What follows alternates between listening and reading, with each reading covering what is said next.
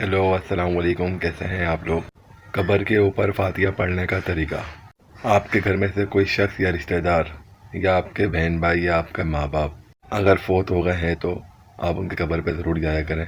वैसे इंशाल्लाह मेरी दुआ यही लंबी उम्र दे और उनकी सारी परेशानियाँ ख़त्म होता फरमाए। आप उनकी कब्र पे जाया करें तो ये बहुत ही सिंपल मैं कुछ आपको आयतें बताने वाला हूँ। ये आपने कब्र पे जाके ज़रूर पढ़नी है, आपके रिश्तेदारों की हो या आपके माँ बाप की या बहन भाई की या आपके दोस्त यार की।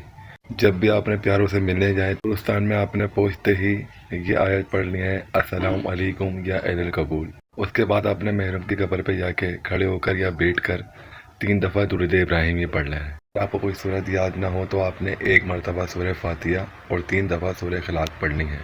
ये पढ़ने के बाद आपने अपने दोनों हाथों को उठा के अल्लाह पाक से दुआ कुछ इस तरह करनी है, या अल्लाह जो मैंने इस कुरान पाक की तिलावत की इसके सवाब को हज़रत मोहम्मद सल्लल्लाहु अलैहि वसल्लम उनके घराने को पहुँचा दें और इसका सवाब कब्रिस्तान के तमाम महरूइन को और दोस्त अहबाब रिश्तेदारों को, नाना नानी को, दादा दादी को, बहन भाई और जो फौत हो चुके हैं उनकी रूहों को पहुँचा दे।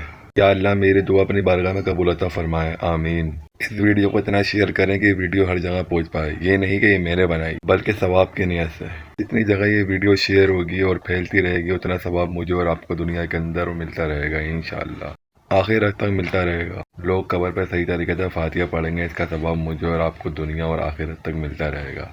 जिन जिनके माँ बाप जिंदा हैं पाक उनको सेहतियाब वाली, ईमान वाली लंबी ज़िंदगी अता फरमाए, आमीन। एक दफ़ा आमीन ज़रूर बोलिएगा और कमेंट में कुन फयकुन और अल्लाहु अकबर ज़रूर लिखिए। क्या पता आप में से कोई नए शख्स की दुआ कबूल हो जाए। अल्लाह हाफिज़। इंशाअल्लाह फिर मिलेंगे एक नए वजीफ़े के साथ। मेरे चैनल को सब्सक्राइब करना नहीं भूलिएगा और बेल आइकन पर ज़रूर क्लिक करिएगा और एक लाइक ज़रूर करिएगा।